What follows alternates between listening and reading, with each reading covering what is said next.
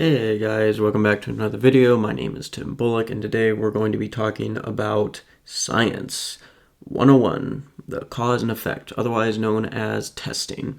So in advertising, we always want to increase sales. Our goal is to generate qualified traffic, which that qualified traffic ends up becoming customers, ends up becoming buyers, ends up becoming repeat customers. That is our goal. So in order to do that, we need to create good ads, quality ads, great ads, stuff that makes the business money, grows the brand, scales, makes the owner's life easier. In order to do that, you need to be testing. There are advertisers out there who do not test. They do not look at the statistics because advertising is a business of statistics, and some people don't even look at the stats. Now, you should always be testing. Well, there are a lot of things to test. For example, you can test desires, you can test your market, you can test the location, you can test headlines, you can test body copy, you can test the landing page, the product. There are a lot of things that you can test. But in this video, I'm going to cover how to go about doing the A/B split testing, which is at the end of the day what this is. You have a cause, which is what you are actually going to be saying, you know what, this is what I want to test, and then the effect is whatever that effect is. So, for example, we have ad 1 and ad 2 for this ecom brand, okay? We have the first cause, which is the desire. What is the marketplace's desire? What does your product help with regards to the market's desire? Is it more accessibility? Is it status? Is it more wealth? What is it that you want to test? And so you test desire 1, you test then desire 2, and you look at the statistical data over the course of, let's just say, 7 days, 14 days, 21 days, a whole month, 90 days. I personally, for Google Ads, would not recommend 90 days. I would recommend instead you look at every 72 hours, you look at your keyword data, you see what are generating clicks, what are not, and from there go from tweaking it a bit. But let's just say you made 2 ad groups. Both of them are targeting everything the same except for the desire. One is targeting the desire of, let's just say you are a supplement brand, and you are targeting losing weight versus targeting losing weight versus the feeling of happiness when you finally have achieved your goals. So desire 1 equals more sales. Desire 2 is lower click-through rate. And so you said, desire 2 wasn't our best one. So you go with the desire 1. From there, you have your winning ad. You have ad 1, which increased sales. So you move on to the next thing that you want to test. Well, I want to test different headlines within those ads. So you change it to, you change the headline, you keep the same desire, but this headline focuses more on the desire, and you decide, you know what, I'm going to have headline 2 and 3. The causes, obviously, are you wanting to test the headlines, which headline generates more sales. So headline 3, for example, let's just say, has higher purchase rate than headline 1, which is lower purchases. Headline 2 was, it was about average, so you don't need to necessarily delete that, but you can if you want to. Now, more sales, more emails for testing with the landing or product.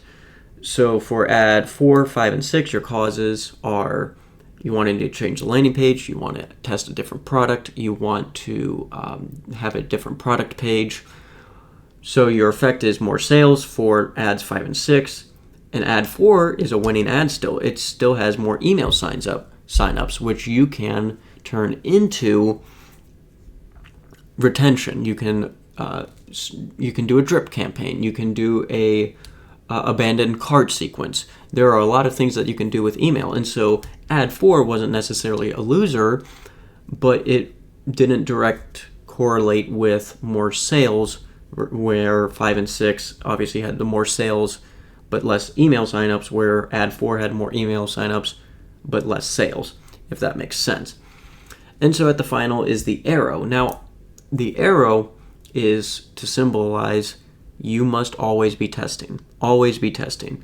If you are not testing, you are becoming stagnant. And when you become stagnant, then your ads start to just wither and die, and it won't work on the consumer, because the consumer will just see what other options are available, because we are competing for attention. And in this attention-driven world, if you have the same ad for the next 30 days or 90 days and you don't even bother checking, then you're going to be throwing money down the sewers.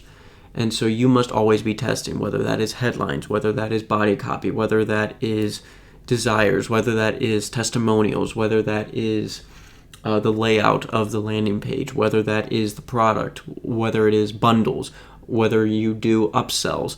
There are so many things that you can test within not only just Google Ads, but also, would Facebook be a better marketplace for your product? Would Amazon be a nice avenue to add? Would going direct mail also help? All these different tests that you can be running, and the more you scale, the more you can test. And that's when you can apply the fundamentals that you've learned through writing your various ad copies of saying, okay, I know exactly what the desire is for my product. I know exactly what the customers want for product X, Y, and Z. I want then to test headlines 1, 2, and 4 for each of these products, because I want to see which headline wins out. And you do this through the statistics. You learn it through looking at the data, combing through the data, looking at, oh, okay, I noticed that we are having a drop off at this point exactly. Why are people, for example, clicking out? Well, it's probably because, whoa, your product page is taking too long to load. I see. Understandable. Let's make it faster. Let's add more reviews. Let's add story copy. Let's get rid of the bloat on the bottom of the page, for example. Things like that equal more sales. And the only reason I can see this failing is if you don't have a big enough budget, or if you're lazy. And the first one can be solved by only testing one variable at a time with 2 different ads, which you can definitely do, especially if you are focusing on the desire that your product sells. Do not be talking about your business, or do not be talking about how you're the best, or you have quality, whatever. No one cares about that. It's more about what it does for them. I hope this video helps you, and I will talk to you guys very soon. If you are interested in a Google Ads e-com calculator, then feel free to click the link in the description and go to the page, enter your name and email, and it will be sent to you. It's a very, very, very good calculator to have for calculating your numbers. It helps you with your profit, whether or not your campaign was generating you revenue, and what your margins are in terms of running ads or not. So I hope you guys have a great rest of your day, and I'll talk to you soon. Bye-bye.